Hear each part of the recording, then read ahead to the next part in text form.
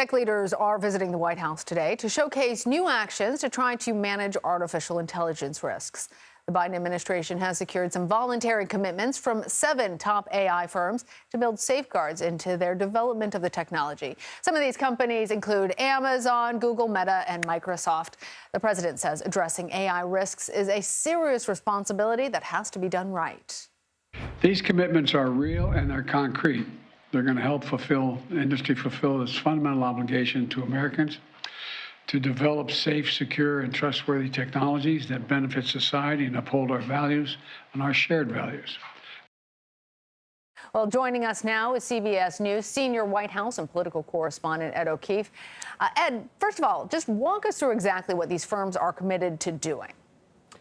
Lana, good to see you. For one thing, they're committing to talk to the White House about this on a regular basis because they understand the power that this kind of technology could have for good and for bad. And the White House has been quite concerned and committed to sorting out what exactly can be done to manage expectations and control it as much as possible. Basically, 3 things they're aiming for here: ensuring that these products are safe before they introduce them to the market, and that would require testing for safety both internally and then among colleagues in the industry beforehand, building systems that put security first, as the White House says, and then earning the public's trust. These are all pretty vague goals that can be defined in many different ways. So it'd be curious to see how exactly the 7 firms commit to this and whether any others sign on.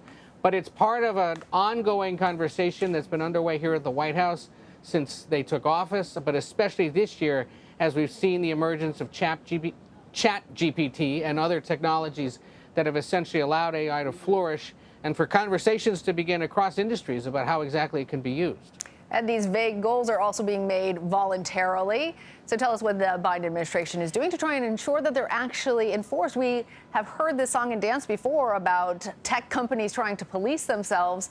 Do we expect that it's going to work? Yeah, and we should point out, most of the time, these technology companies, when it comes to either their size and scope or the technologies they're developing, welcome Washington trying to come up with some kind of regulatory way of doing so.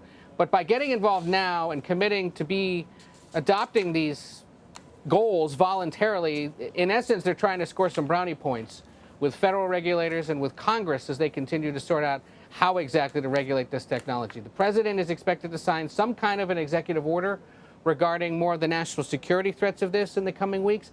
And then Congress has been working through this issue. There are some proposals right now, bipartisan, to deal with aspects of this. But the Senate especially is trying to do some more intense work on this through the fall. Senators have already been scheduled to hold hearings and closed-door briefings on the scope and size of the technology, how it can be used for better or for worse.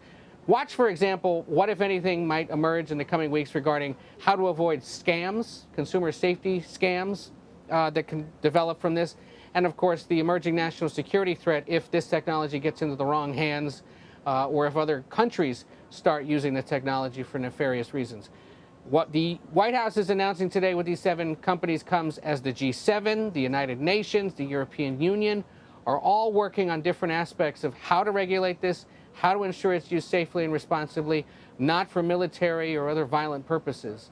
Anyone needing a good example of how it could be used conceivably one day need only see the new Mission Impossible movie, which essentially sets up an AI system as the nemesis of the world. That's exactly what's trying to be avoided down the line. And by tackling this from the White House's perspective, they look to be seen as ahead of the curve, ahead of Congress, which, of course, is going to take much longer to try to sort this out. Yeah, lots of examples in movie and pop culture about how AI can get out of control. But I like the extra little plug for Mission Impossible. I'm going to have to see it this weekend. Ed O'Keefe at the White House for us. Thank you, Ed. Take care.